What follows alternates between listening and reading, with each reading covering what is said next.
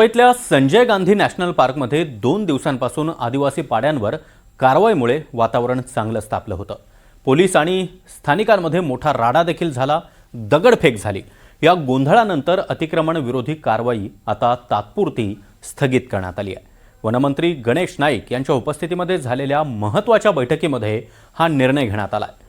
बोरिवलीतल्या आदिवासी पाड्यांमध्ये 2 दिवसात नेमकं काय घडलंय, कशा प्रकारे राडा झालाय पाहूयात।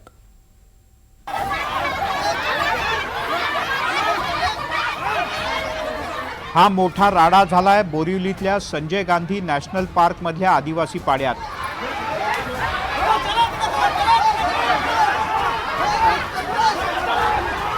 संजय गांधी नॅशनल पार्क मध्ये वनजमिनींवरच्या अतिक्रमणांसंदर्भात कारवाई करण्यासाठी गेलेल्या वन विभागाच्या कर्मचाऱ्यांवर आणि पोलिसांवर स्थानिक लोकांनी दगडफेक केली।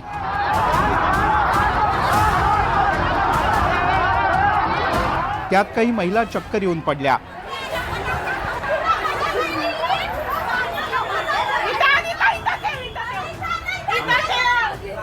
यावेळी झालेल्या राड्यात काही पोलीस आणि सामान्य नागरिक सुद्धा जखमी झाले आहेत।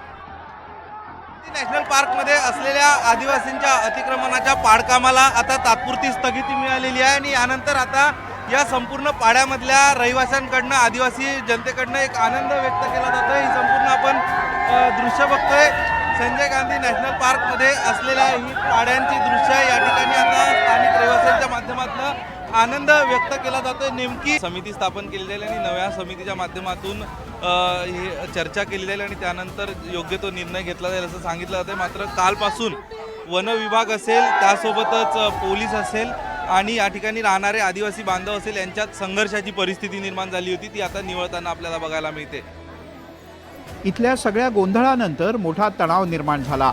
त्यानंतर मंगळवारी नॅशनल पार्क बंद ठेवण्याचा निर्णय प्रशासनाने घेतला। नॅशनल पार्कच्या मुख्य प्रवेशद्वारावर बॅरिगेटिंग करण्यात आलं आणि पोलिसांचा बंदोबस्त सुद्धा वाढवण्यात आलाय।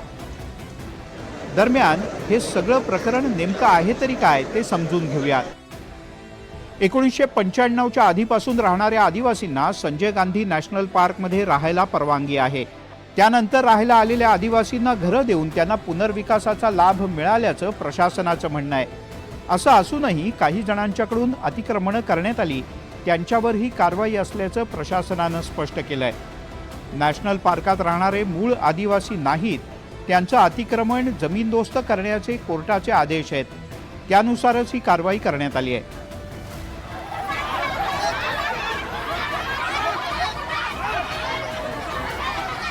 मात्र ही कारवाई करताना पोलीस आणि रहिवाशांमध्ये मोठी झटापट झाली। कारवाईसाठी आलेल्या वनविभागावर आणि पोलिसांवर दगडफेक करण्यात आली।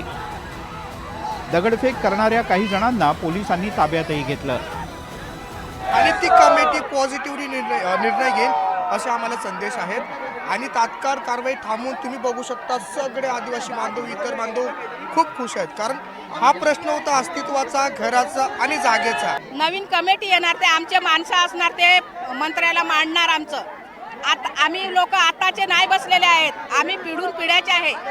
पार्क नंतर आलेला आहे, त्याच्यावर आमचे वेग सर आहेत, त्याच्यावर निर्णय काढतील काहीतरी।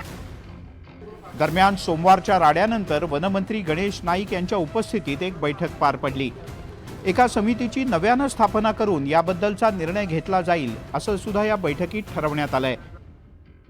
आता अतिक्रमण विरोधी कारवाईला तात्पुरती स्थगिती देण्यात आली आहे। एकूण विषयाचं गांभीर्य लक्षात घेता वन विभागाकडून करण्यात येऊ घातलेली कारवाई स्थगित करण्यात आलेली। माननीय मुख्यमंत्री महोदयांच्या नेतृत्वाखाली या सर्वच विषयाकरता एक लवकरच बैठक होईल। माननीय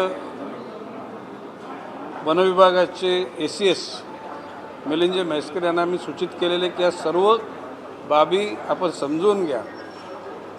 त्या ठिकाणी असलेले आदिवासी पाडे, त्यांचं पुनर्वसन, त्याच्यानंतर काही लोकांनी केलेलं अतिक्रमण, या सर्व बाबी लक्षात घेऊन काही लोकांना म्हाडाच्या माध्यमातून घरे देण्यात येतील।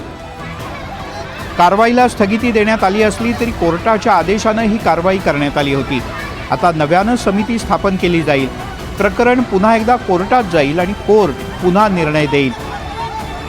पण तोपर्यंत इथल्या आदिवासींवर कारवाईची टांगती तलवार कायम असेल. अक्षय कुडकेलवारसह ब्युरो रिपोर्ट, NDTV मराठी.